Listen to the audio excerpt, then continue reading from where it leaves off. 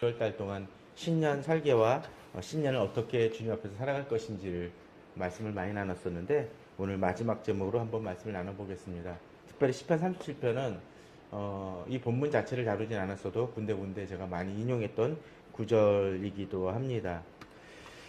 우리 성도님들은 그 신년 초에 결심한 것을 지금 어떻게 잘 진행하고 있는지 좀 궁금합니다.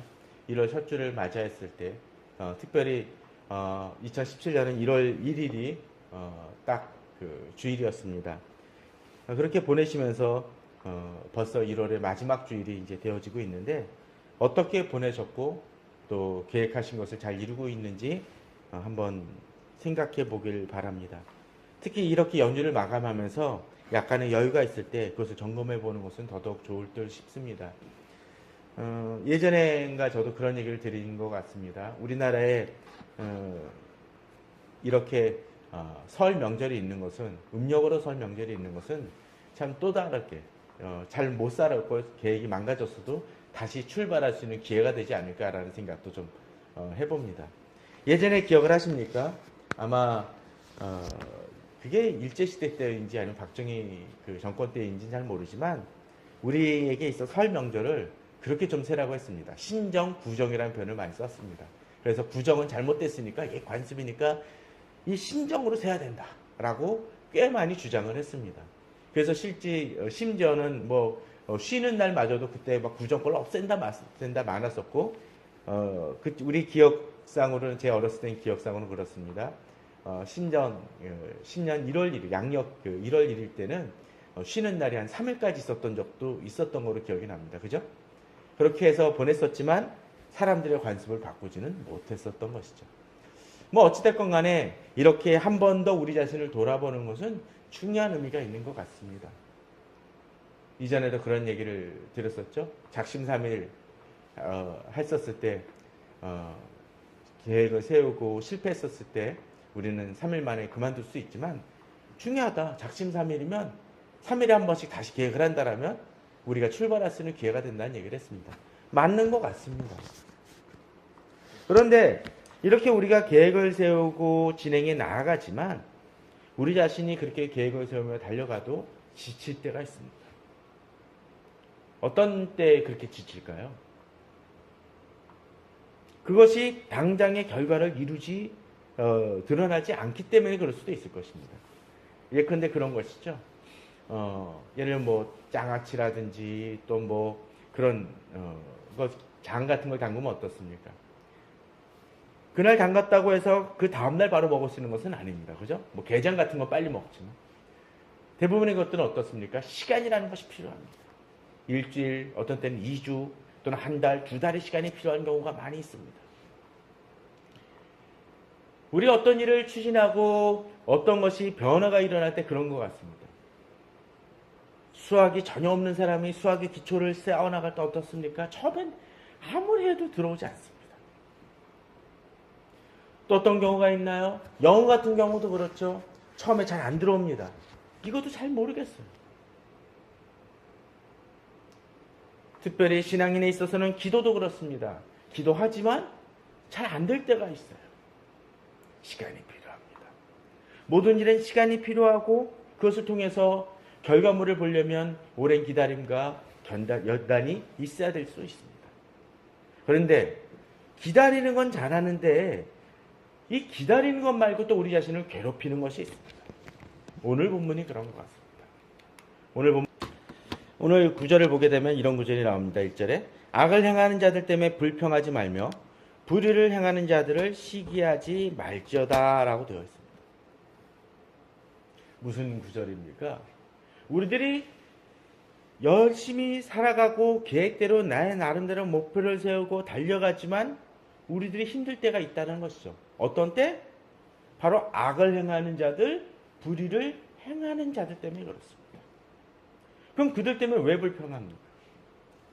악을 행하는 자들이 오히려 잘 되는 것처럼 비춰질 때가 있다는 것입니다. 저는 나름대로 계획을 세우고 차근차근 성실히 나아가지만 오히려 악을 행하고 편법을 행하고 그런 사람들이 더 잘 되는 것 같고 바로 득을 보는 것 같을 때가 있다라는 거죠. 그럴 때 우리 마음이 어떻습니까? 쓰리는 것이죠. 내가 더 열심히 살았는데. 최근에 광고 중에 그런 거 있죠? 무슨 뭐 힘내라는 그 무슨 짜먹는 그 영양제 같은 거의 광고에 그런 게 있습니다. 열심히 혼자서 회의 준비를 했는데 갑자기 저쪽에서 낙하산을 타고 딱 내려와가지고 뛰어들어와가지고 그때부터 자신이 다 한 것이냐 위장하는 사람들. 그것은 과장된 것일지 모르지만 우리들 직장생활 하다 보면 그럴 때 실제로 있습니까? 있어요. 또 자신이 잘못한 것을 바로 내 자신한테 뒤집어 씌우는 사람들도 종종 있습니다. 또 힘 있는 사람들을 뒤집어서 우리들에게 괴롭히고 더 앞서 나가는 사람들도 우리에겐 보입니다. 사실 지금 우리 시대에 지금 분노하고 있는 온 국민이 분노하고 있는 건 이유가 뭡니까?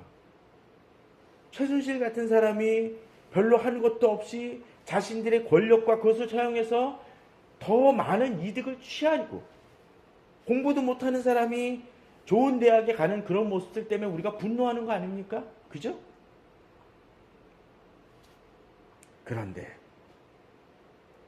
이렇게 분노하고 불평하면서도 어떤 때 우리가 조심해야 될 것이 있습니다. 무엇일까요? 그들이 풀처럼 푸르고 푸른 채소처럼 잘 되는 것 같지만 당장 또 내가 그 부분들에 분노하지만 본문은 그렇게 얘기합니다. 시기한다라는 거죠. 불평한다라는 거죠. 그런데 그러다 보면 어떤 일이 벌어질까요? 내가 그렇게 불평하고 시기하면서 그들을 비난하지만 내가 지금 그들의 길의 위치나 그들처럼 행할 수 있는 권력이 없기 때문에 내가 행하지 않는 것일 수도 있다는 거예요. 그럼 무슨 얘기입니까? 내가 그 위치가 되면 어떡합니까? 달라질 수가 있다는 거죠. 예전에 학생운동하던 사람들이 또는 검사가 되기 전 나는 검사가 돼서 정의를 부르짖겠다고 했던 사람들이 실제로 그 자리에 가서 그 소신을 가지고 끝까지 지켜가는 사람들이 참 많이 있지는 못하다라는 거예요. 왜 그렇습니까? 자신에게 권력이 주어지니까 이제 달라진다라는 것이죠. 그러나 권력이 없을 때는 사람들은 시기하고 질투합니다. 우리는 거기에 속지 말아야 된다는 것입니다.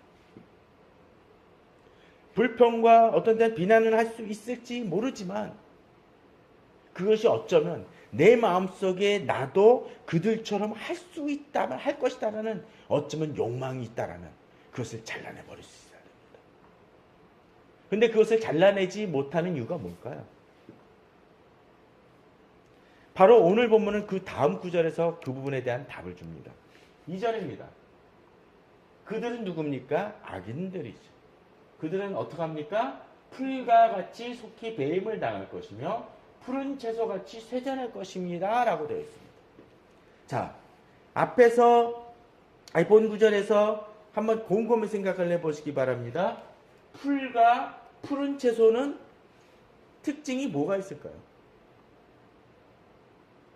공통된 점이 뭘까요? 푸르다라는 것일 수 있긴 하지만 또 한 가지 옛날 생물 같은 데를 보게 되면 1년생 식물이죠. 그죠? 대부분이 그렇습니다. 뭐 더 긴 것이 있을지 모르지만 자, 그 얘기는 뭡니까? 당장은 풀같이 싱싱해 보이고 울창해 보이고 푸른 채소에서 아주 화려해 보이지만 그것은 어떡합니까? 결국 쉽게 시들어 버린다. 풀은 어떻습니까? 아무리 웅장해도 낫질 한 번이면 다 꺾여져 버립니다. 쉽게 반나절 햇빛이면 다 말라버리는 거죠. 푸른 채소도 어떻습니까? 한번 뽑으면 어떡하나요? 쉽게 말라버립니다. 제가 이전에도 그런 얘기를 들었지만 제가 부대에 있었을 때 그런 일이 있었습니다. 부대 앞 초소 앞에 밭이 있었어요. 조그만 채소밭이. 그냥 병사들이 심는 것이었습니다. 근데 소대장이 그걸 보고서는 이거 영 보기 싫다고 뽑아버리라 그랬어요. 다 뽑았습니다. 제가 그 경계 초소를 갔다 온 2시간 동안에 벌었어요. 그래서 제가 내려가고 보니까 그게 좀 원래 있던 밭이었는데 시들어 보여요. 뭔가 이상해 보여. 무슨 일이 있었냐 봤더니 별의별 일이 다 있었다. 소대장은 그걸 뽑으라 그래서 다 갖다가 쓰레기장에 버렸는데 본부에 있는 중대장이 지나가다 보고서는 아니 이걸 왜 뽑았어? 원위치. 그래가지고 뽑았던 것을 다시 심었다고 합니다. 그것이 제대로 날까요? 시들시들해가지고 옛 모습을 잃어버릴 수밖에 없습니다. 왜? 이미 뽑혀졌던 것이기 때문에. 본문은 그것을 얘기해 줍니다. 푸른 채소같이 쇠자랄 것입니다. 악인들의 결국이 어떠한지를 아는 사람은 그 길에 쉽게 뛰어들지 않습니다. 저는 최근에 사태가 벌어지면서 그 정권의 말미에 뛰어들었던 많은 사람들을 보게 되면서 좀 안타깝습니다. 아니 저 정권 끝나고 난 다음에 저 정권이 계속될 거라 생각을 했나? 우리나라 대통령이 그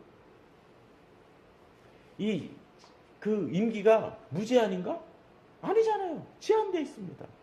그럼 제한이 끝난 다음에 어떤 일이 벌어질지 정말 좋은 대학 나오고 유학까지 갔다 온 사람들이 머리 좋다라는 사람들이 박사학위 사람들이 그걸 모를까? 근데 모르는 것 같아요.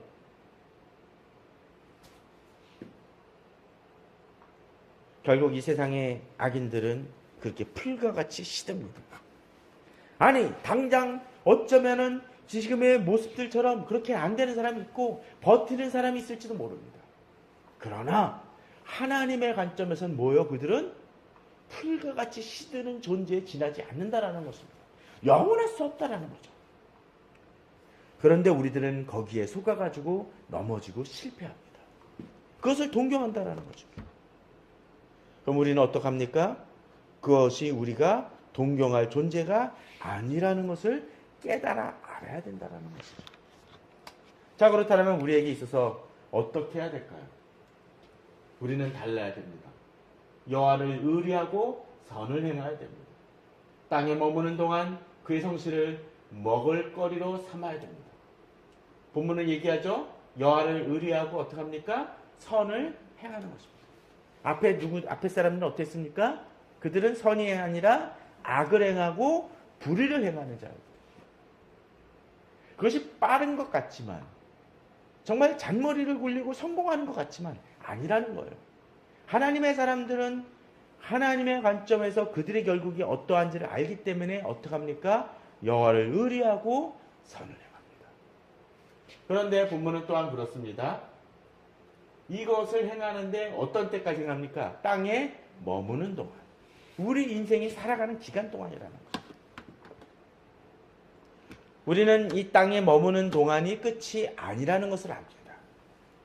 어떤 때 땅에 머무는 동안 우리가 생각만큼 성공하지 못할지도 모릅니다. 그러나 우리의 결국은 땅에 머무는 동안을 넘어선다는 것이죠. 또 땅에 머무는 동안 해야 될 것이 있죠. 뭡니까? 성실을 먹을거리로 삼을지어다. 그의 성실입니다. 하나님의 성실입니다. 그것을 먹을거리로 삼는다는 얘기는 뭘까요? 하나님이 신실하신 분임을 알고 하나님 이쁘신 분을 알기 때문에 그것을 의지하고 살아간다는 것입니다. 먹을거리라는 건 뭡니까? 먹을거리가 없으면 우리는 어떡하죠? 굶어 죽습니다. 세상 사람들은 자신들의 먹을거리를 뭐로 합니까? 돈과 유교, 어떤 욕망, 그것에 초점을 맞추고 나아갑니다. 어떤 때는 지금 문제가 되어지고 있는 그 사태들 속에서 기독교인들도 많지만 그들의 기독교인들이 일부 있음에도 불구하고 그들이 먹을거리는 뭐였습니까? 욕망이고 권력이었습니다. 편법이라 할지라도 그것이 오르면 지금의 자신의 밥을 채우면 그것을 자신의 기회로 삼고 나아갔습니다. 그러나 하나님의 사람들은 뭡니까? 어떻게 해요? 그의 성실을 먹어. 하나님이 나를 책임져 주시고 미쁘시게 이끄실 것을 믿고 그것을 나의 먹을거리에 힘을 잡고 나아간다는 것입니다. 그러기에 어떡합니까? 세상 사람들은 절망적 상황에서도 지치고 낭망하지만 하나님의 사람들은 어떻습니까? 하나님의 미쁘심을 믿기에 그것을 먹을거리로 삼고 나아갑니다. 그것을 가지고 힘있게 나아갑니다. 또한 4절은 뭐라고 되어 있습니까? 여호와를 기뻐하라. 주님이 어떻게 해요? 내 마음의 소원을 이루어 주시는 분임을 믿고 나아간다. 당장은 어쩌면 푸른 채소 같은 것이 더 번성해 보이고 풀 같은 것이 번성해 보일지만 가을이 오고 겨울이 닥치면 밭에 푸른 풀이 남아납니까? 다 말라버립니다. 채소 어떡합니까? 다 말라서 흔적조차 없이 그냥 황무지만 남게 됩니다. 그러나 그 속에서도 나무는 어떡합니까? 나무는 살아있습니다.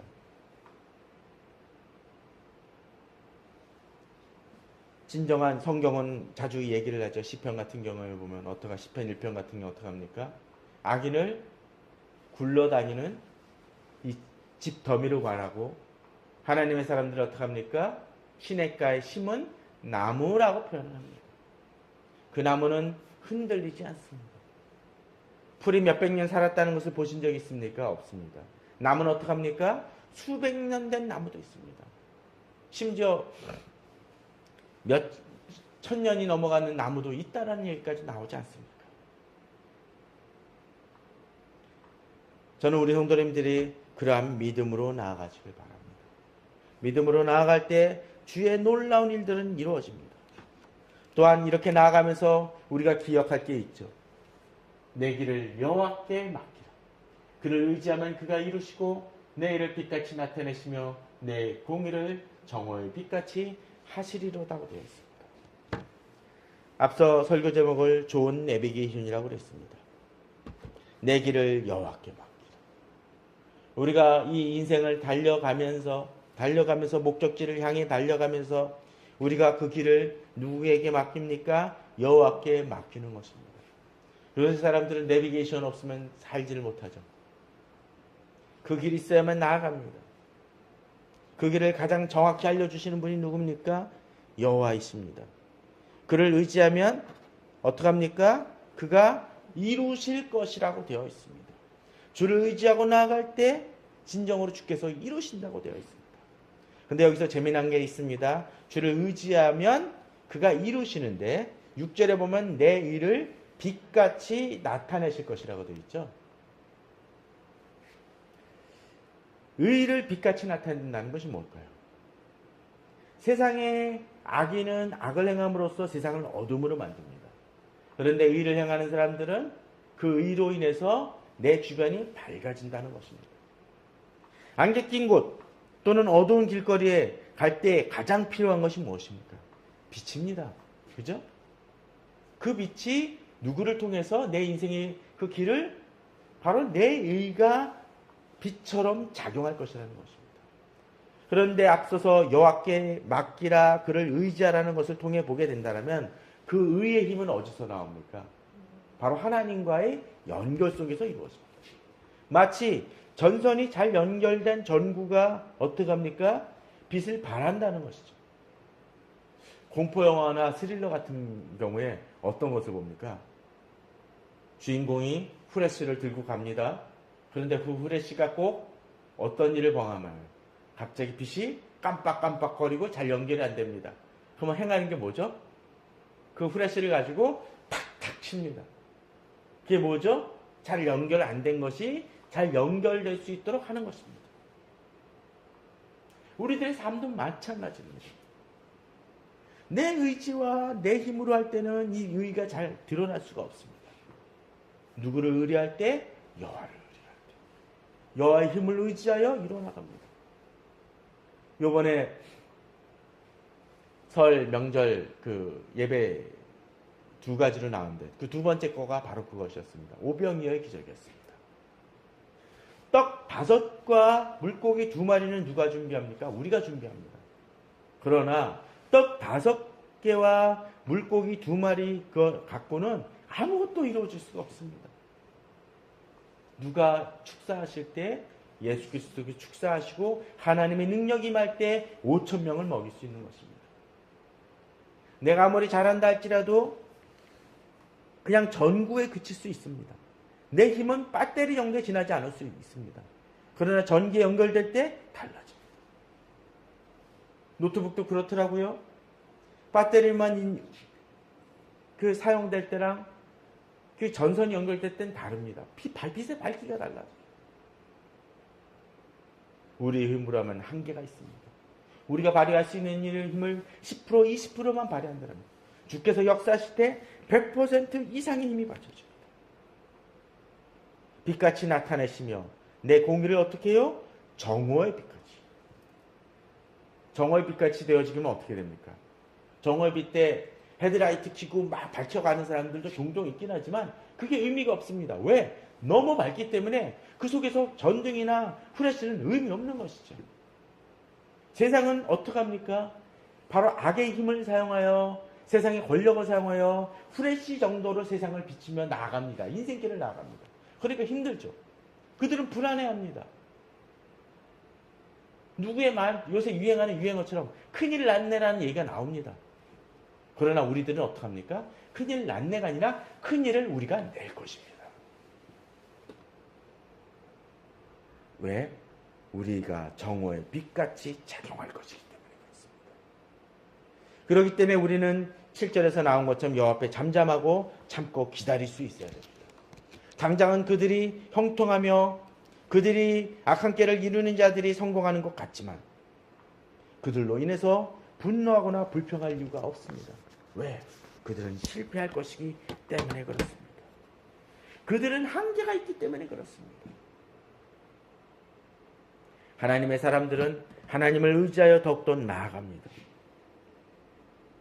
우리에게 필요한 것은 그들 풀이 배임을 받고 꺾일 때까지 참는 것입니다. 근데 그것을 못 참습니다. 그러니까 쉽게 분노하고 당장 내 힘으로 뭔가를 하려고 합니다.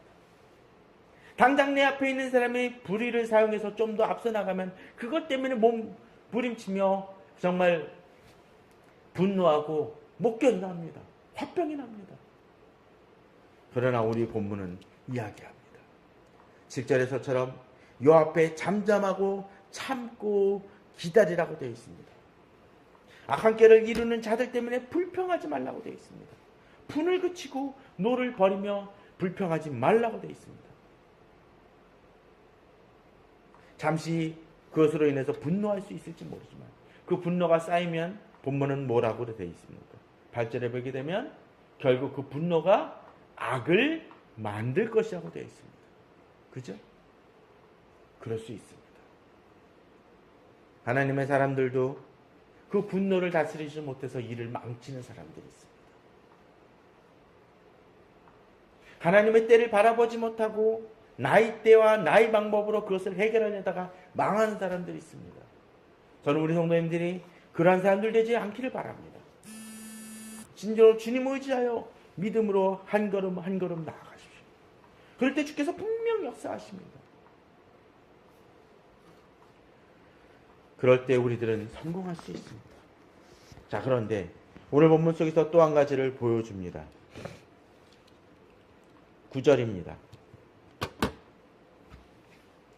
진실로 악을 행하던 자들은 끊어질 것이나 여호와를 소망하는 자들은 땅을 차지하리로다.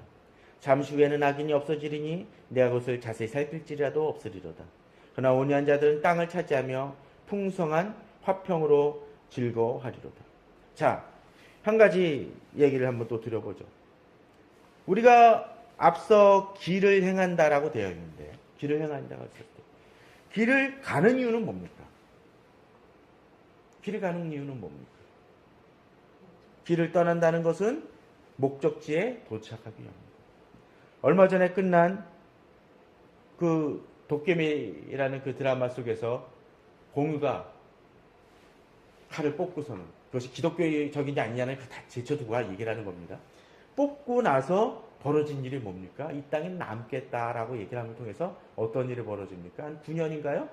9년 동안 눈보라가 몰아치는 데를 그냥 무작정 걷죠. 어리석은 짓이라는 얘기가 나왔습니다. 왜요? 언제 끝날지 모르기 때문에 그렇습니다.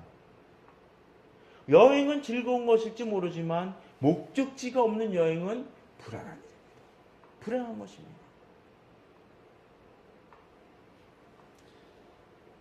본문은 보게 되면은 길을 떠나는 것은 목적지에 도착함이라고 얘기를 했는데, 자, 진정으로 목적지가 없는 삶을 이 세상은 사는 것일지도 모릅니다. 악인들이 그렇습니다. 자신들이 무엇을 해야 될지 모르면서 단지 뭘 합니까? 휴게소에서 맛있는 거 좀 먹는 거를 탐하는 이들과 같습니다. 그러고 자랑합니다. 나 여기서 이거 먹었다? 그런데 목적지가 없어. 만일 어느 사람이 고속도로에서 계속 돌아다니면서 거기서만 끼니를 때워야 되는 사람이 있다면 그 사람은 행복한 사람일까요? 아닐 것입니다. 잠자리가 불편합니다. 아무리 좋은 차를 타고 다니지라 할지라도 그 잠자는 것은 한계가 있습니다. 목적지가 있어야 됩니다. 우리 그리스도인들은 바로 그런 목적지를 가지고 달려가는 사람입니다. 그런데 여기서 한 가지 더 중요한 부분이 등장합니다. 진실로 악을 행하는 자는 끊어질 것이나 여호와를 소망하는 자들은 땅을 차지하리로다. 또 11절에서 그러나 온유한 자들은 땅을 차지하며라고 되어 있습니다. 자, 이 두 사람의 특징은 뭡니까? 목적지까지 갔어요. 그리고 이 두 사람은 어떻습니까? 땅을 차지할 것이라고 되어 있습니다. 자, 목적지에 도착을 했는데 그 목적지에가 정착할 수 없는 사람은 뭡니까? 그 사람은 나그네입니다. 그죠? 가봤자 그게 문제라는 것이죠. 만약 그런 경험을 한번 생각해 보시기 바랍니다. 내가 정말 꼭 보고 싶은, 가보고 싶은 데가 있어서 갔어. 예를 들면 그것이 무슨 연극 공연이나 또는 뭐 오페라 같은 거라고 쳐봅시다. 딱 갔어요. 시간에 7시 반이어서 딱 갔습니다. 그런데 날짜가 틀려. 어제야. 그럼 그 간 건 뭡니까? 아무 의미가 없고 헛수고가 됩니다. 정말로 목적한 것을 이루어야 되면 뭡니까? 그 시간대 가서 그것을 보는 것입니다. 목적지에 도착하는 것이 중요한 것이 아니라 거기서 목적한 것을 이루거나 거기에 정착하는 것이 진정한 성공입니다. 그죠? 너무나 뻔한 얘기지만 사실 이것을 제대로 행하지 않는 못하는 사람들이 있습니다. 성경에 그런 대표적인 사람이 누구가 있을까요? 바로 이스라엘 백성들이었습니다. 출애굽 되어졌습니다. 그랬죠?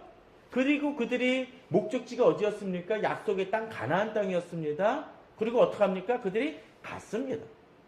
그리고 가고 난 다음에 어떤 일이 벌어졌나요? 못 들어갔습니다. 처음에 애굽 땅을 떠났던 다른 사람들이 다 죽고 40년이 지났어야 그 후손들이 그곳에 들어갈 수 있었습니다. 그들이 그렇게 했던 이유가 뭡니까? 여호와를 의뢰하지 못하고 욕심과 악을 행했기 때문에 거기서 실패하고 말았습니다. 우리 그리스도인들에게도 마찬가지입니다. 우리가 지금 여기서 예배를 드리고 주님을 찬양하는 이유는 무엇입니까?